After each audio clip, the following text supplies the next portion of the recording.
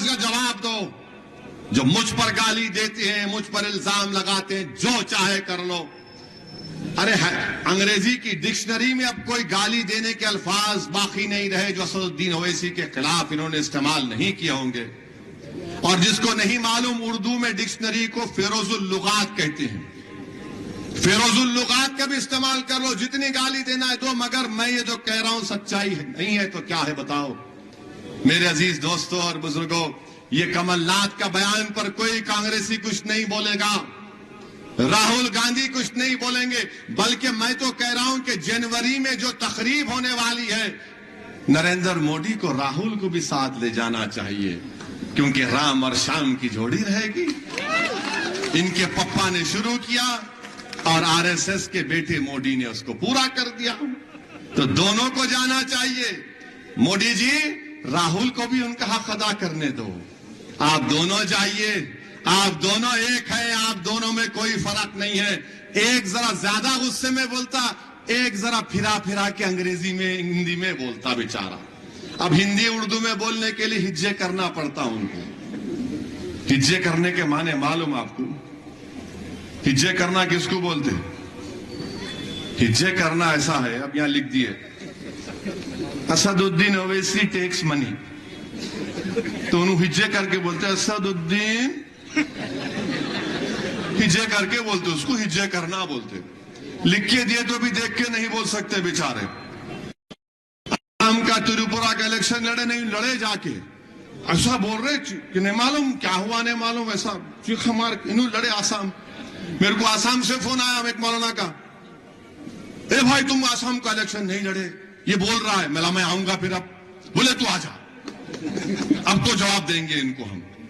تریپورا کا نہیں لڑے, نہیں میں تریپورا زندگی میں نہیں گیا, تریپورا کا الیکشن لڑے. اب کل سے موڈی صاحب آئیں گے, اسٹیئرنگ اویسی کے ہاتھ میں ہے بھائیوں بہنوں. اس کے بعد ان کے چھوٹے بھائی آئیں گے راہل, بی ٹیم ہے, بی ٹیم ہے. ایسا نظر آتا ہے کہ موڈی اور راہل کو خواب میں خالی میں ہی دیکھتا ہوں, دوسرے کو نظر ہی نہیں آتے ان کو. اسٹیئرنگ ان کے ہاتھ میں ہے, بی ٹیم میں ہوں. اب وہ بیچارے ہمارے ماموں پریشان, ارے میری گاڑی میں اس کے ہاتھ میں کیسا اسٹیئرنگ آ گیا رہے بھائی. آپ کو معلوم کیسا چلاتے اپن گلیوں میں, ماموں پریشان ہے, اس کے ہاتھ میں آئے تو انہیں کدھر کدھر سے کٹ مار کے نکل جاتا, نہیں معلوم, بھی ڈرتے. اب انہوں اسٹیئرنگ میرے ہاتھ میں ہے, امیت شاہ آتے چیخا مار ان کے ہاتھ میں, اب انہوں آئے بی ٹیم. تو بہرحال میرے عزیز دوستوں اور بزرگوں, یہ ان کا طریقہ کار ہے. 28 دسمبر تک یہی پکارنے والے ہیں. میں آپ سے بھی اپیل کر رہا ہوں, دل پہ مت لو, گردے پہ لے لو, ٹینشن مت لو, ووٹ ڈالو پتنگ کے نشان پر. آپ نکل کر ووٹ ڈالیے. اور یہ لوگ کیا کر رہے تھے؟ یہ کرنا چاہ رہے تھے کہ ہمارے غیر مسلم بھائی بہن کو, دلتوں کو, بیکورڈ کلاس کو پیغام دے رہے تھے, مجلس تمہاری دشمن ہے. مگر 5 سال میں ہمارے کارپوریٹرز, ہمارے جعفر حسین معراج, ہمارے دلت بھائیوں کی بستی میں گئے, ان سے پوچھے کام کیا ہے, کام ان کا کام کرائے.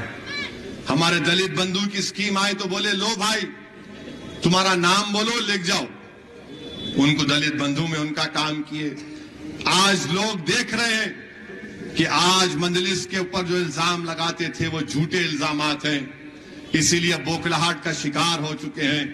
میرے عزیز دوستوں اور بزرگوں, ان کی تقاریر میں کبھی آپ نہیں سنیں گے کہ مجلس کے خلاف نہیں بولیں گے اسد الدین اسد الدین اسد الدین اسد الدین, خالی ایک ہی تسبیح پڑھتے اسد الدین اسد الدین.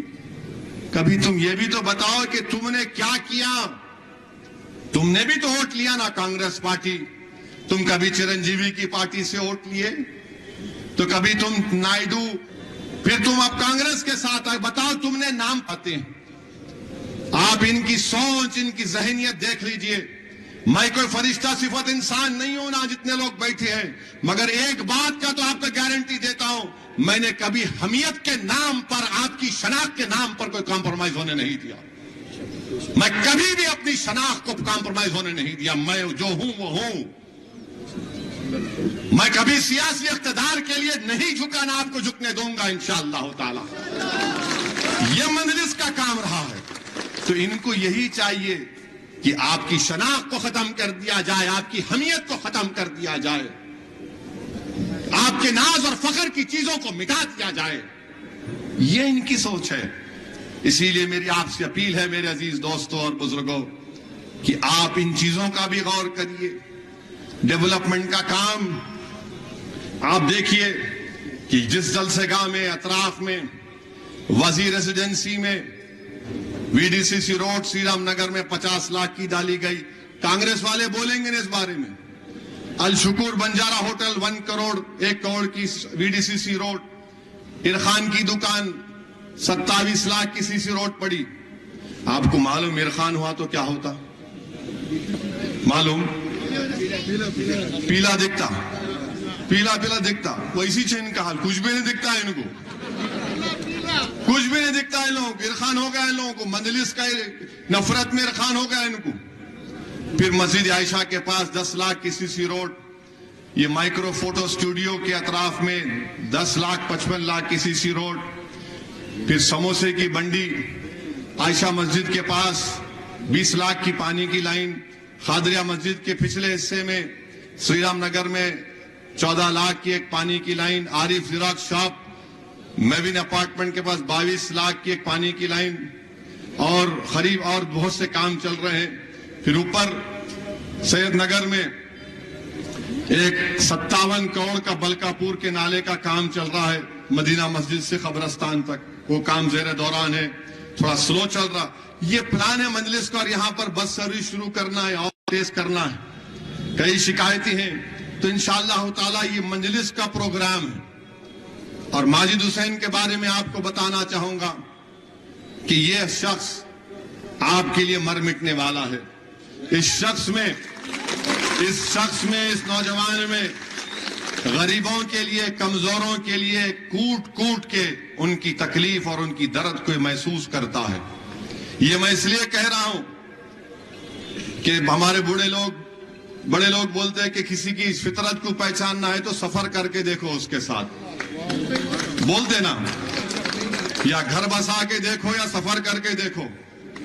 اب انہوں گھر بسا لیے, انہوں نہیں بسائے, سمجھے نا. ہاں, تو انہوں گھر بسا لیے ماشاءاللہ. سفر میں ان کے ساتھ یہ میرے ساتھ کر چکے ہیں, میں دیکھا ہوں ان کو ایک ہی بری عادت ہے پھونکنے کی. اللہ کرے وہ بھی چھوٹ جائے, چھپ چھپ کے پھونکتے. میں ان سے کہہ رہا ہوں کہ بابو پھونکنا چھوڑو. سفر میں سب معلوم ہو جاتا. آپ سفر کرو کسی کے ساتھ 3-4 دن, میرے بارے میں ان کو معلوم ہوگا میں کیا کرتا ہوں, کیسا ہوں, کیا ہوں. نہیں بول رہے ہوں گے شرما کے یا ڈر کے کہ آئندہ ٹکٹ دیتے کہ نہیں دیتے, کیا کھاجی سے ڈر کے. مگر میں اس پوزیشن میں ہوں تو بول سکتا ہوں پھونکنا چھوڑنا چاہیے ان کو. اور جتنے لوگ پھونکتے ان کو بھی پھونکنا چھوڑنا چاہیے. پھونکنا اچھا نہیں ہے, آپ کی صحت کے لیے, پھیپڑوں کے لیے اچھی چیز نہیں ہے.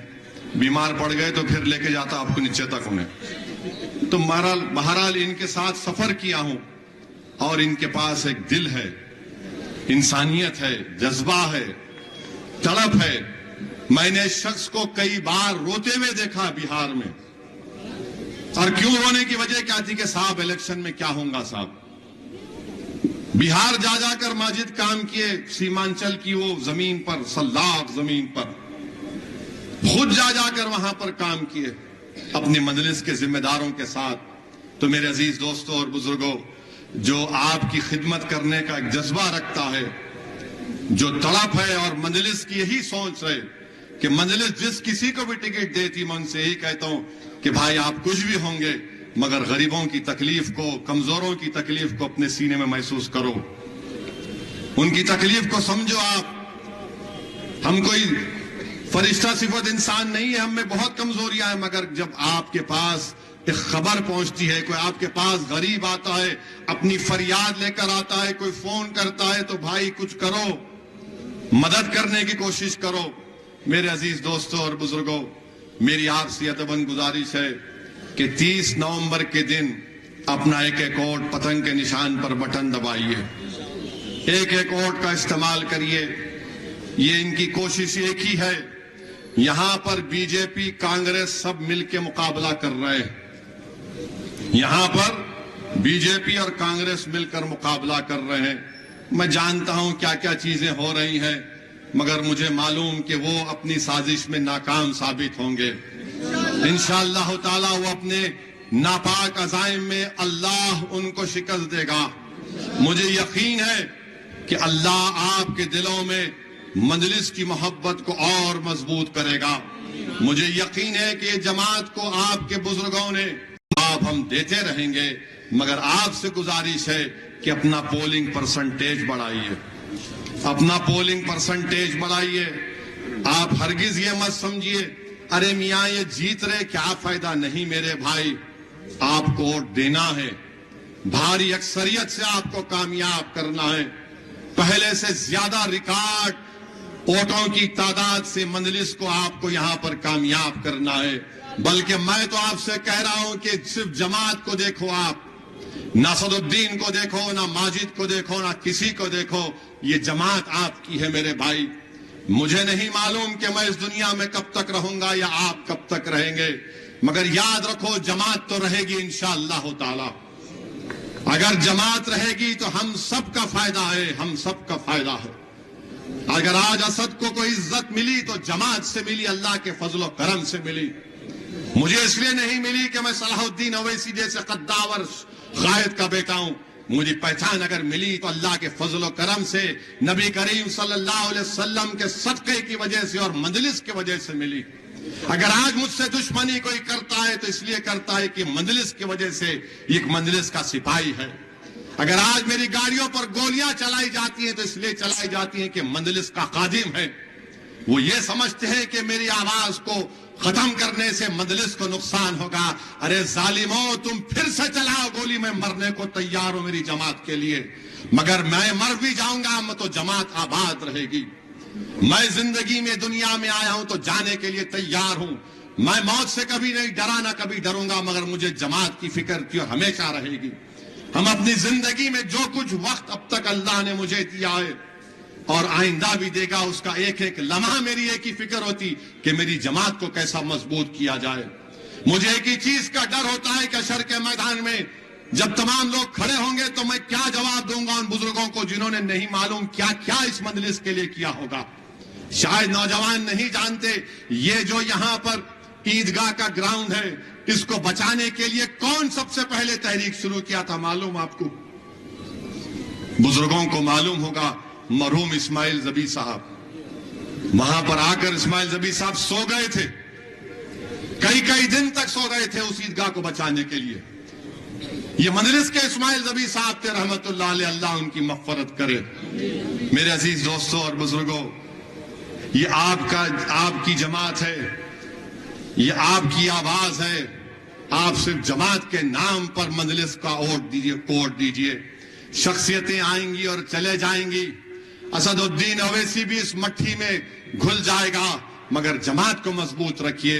الزامات لگتے رہیں گے، بہت باتیں کی جائیں گی میرے بارے میں، آ رہے ہیں مودی جی اور یہ بھی آئیں گے، سب لوگ صرف ایک ہی دیوانے کا نام لیں گے، میں سب کے لیے لیلا ہوں، سب مجھ سے محبت کرتے ہیں، مگر کوئی فرق نہیں پڑتا، جتنا بولنا چاہے بول لو۔